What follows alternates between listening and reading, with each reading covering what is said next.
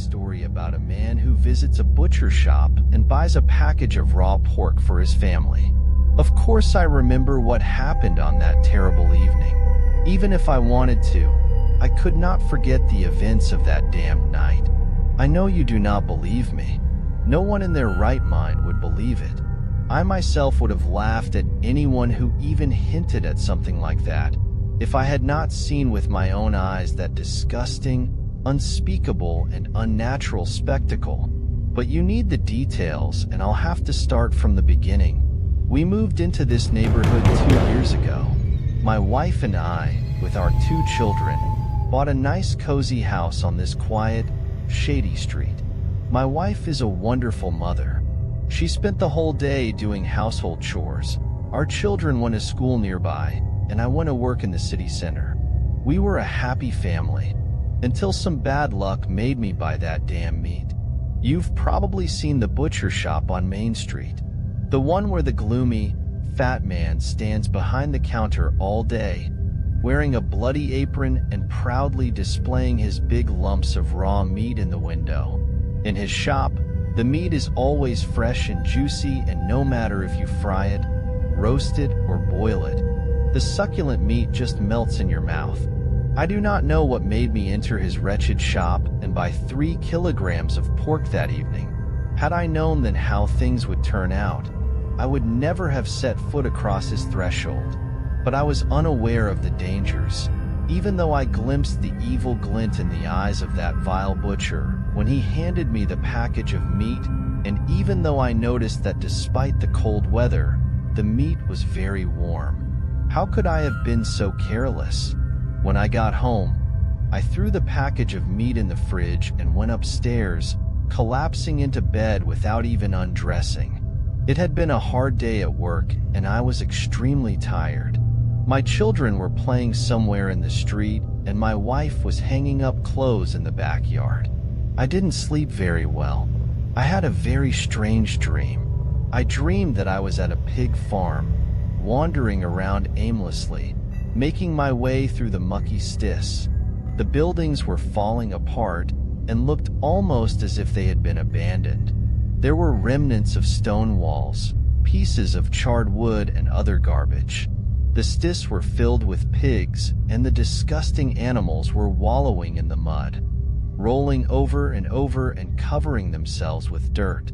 These fat pigs stared at me as I walked past, with drool and slobber dripping from their snouts. There was something otherworldly, something inexplicable about the place. It exuded the air of something disgusting and evil. I wandered among strange, ramshackle buildings, and the mucky pig stis as if I was spellbound. Something inside me would not allow me to leave this accursed place. I was looking for something, but I did not know what. Then I found it. Half hidden under a layer of mud was a hatch with a rusty iron ring. I do not know why I did not run away from there at once. Instead, I pulled up the rusty ring, opened the hatch, and peered down into the darkness. A set of stone steps led down to a dungeon. A faint ray of sunlight lit up one tiny corner of the dungeon, and that's when I saw them. Bones. The floor of the dungeon was littered with bones. Hundreds, thousands of skeletons lying there in the dark. Some were very fresh, with hunks of meat still clinging to them. Others were dry and dusty and must have been there for years. I do not remember how long I crouched there, staring down into that monstrous cave. All of a sudden, I woke up in a cold sweat. It was the middle of the night. My heart was pounding in my chest, and I could barely breathe. I looked over and saw my wife snoring peacefully beside me. Although I tried, I could not get back sleep, and when I looked out the window, I saw the sky was already beginning to brighten as the dawn approached. I decided to take an early morning drive to calm my nerves. I got into my car and drove out to the countryside.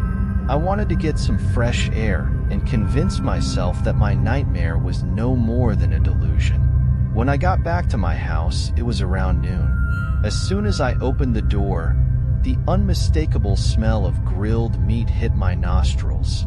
At that moment, it seemed like the most appalling and terrible stench I had ever smelled. I went into the kitchen and saw my wife and children sitting at the table. They were eating big hunks of juicy, roasted meat, the same meat I had bought at the butcher's shop.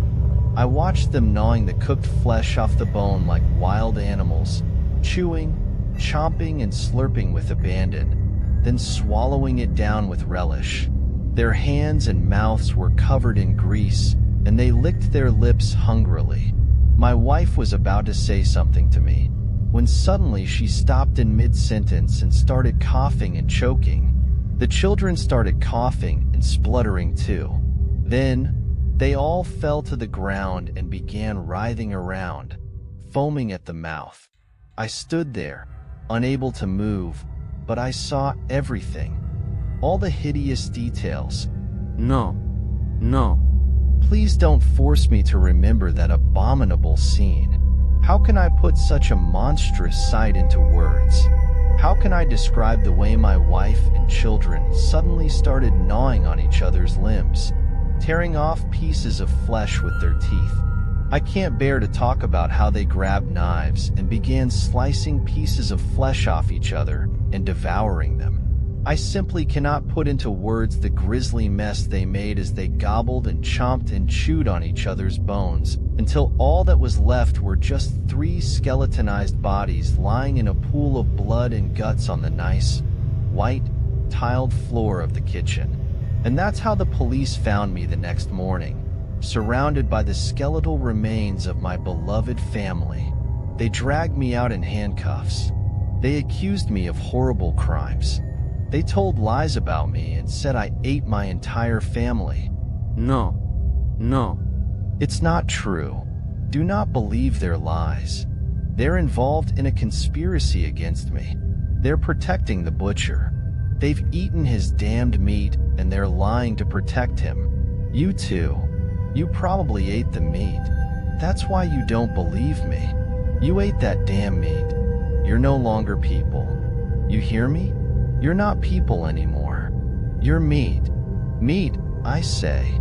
Living and breathing carcasses, covered in horrible, disgusting, juicy, succulent, delicious human meat.